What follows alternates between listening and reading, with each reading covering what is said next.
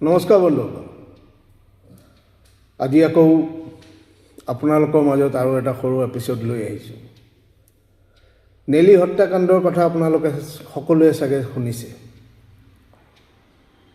1984 চনৰ মে' মাহত তেতিয়া গঠন কৰা তেওৱাৰী কমিশ্যনে সেই সময়ত ৰিপৰ্ট চৰকাৰৰ হাতত দাখিল কৰে। কিন্তু তৎকালীন কংগ্ৰেছ চৰকাৰে সেই প্ৰতিবেদনখন ৰাজহুৱা নকৰিলে। তাৰ কাৰণ প্ৰতিবেদনখন ৰাজহুৱা কৰিলে যদি পৰিস্থিতি আৰু বেয়ালৈ যায়, তাৰ কাৰণে ৰাজহুৱা কৰা নহ'ল। 41 বছৰ পাৰ হ'ল, 40 বছৰ পাৰ হৈ 41 বছৰ চলি আছে। তাৰ মাজত অগপৰ কাৰ্যকাল, দুটা অগপৰ কাৰ্যকাল গ'ল। বিজেপিৰ সৰ্বানন্দ সোণোৱাল ডাঙৰীয়াৰ কাৰ্যকাল গ'ল। এতিয়া যেতিয়া বিজেপিৰ দ্বিতীয়টো কাৰ্যকাল উকলিব হৈছে, তাৰপিছত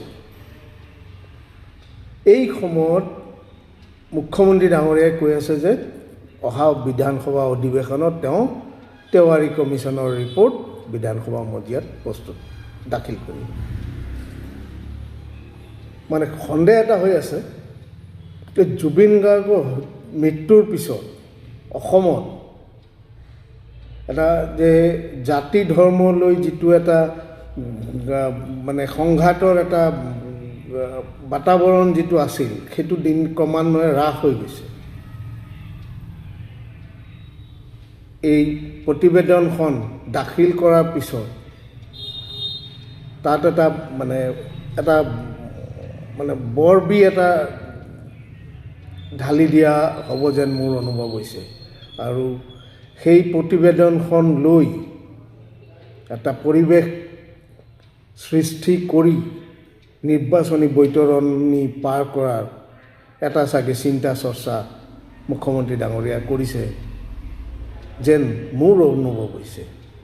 নহ'লে আজি 4টা দশক উকলি যোৱাৰ পিছত এই সময়ত নিৰ্বাচনৰ আগমুহূৰ্তত সেই প্ৰতিবেদনখন কিয় ৰাজহুৱা কৰিব হ'ল, ৰাজহুৱা কৰাৰ চিন্তা তেওঁ কৰিলে, সেয়া গভীৰ, তাৰ আঁৰতে গভীৰ প্ৰশ্ন থাকি গ'ল। ধন্যবাদ।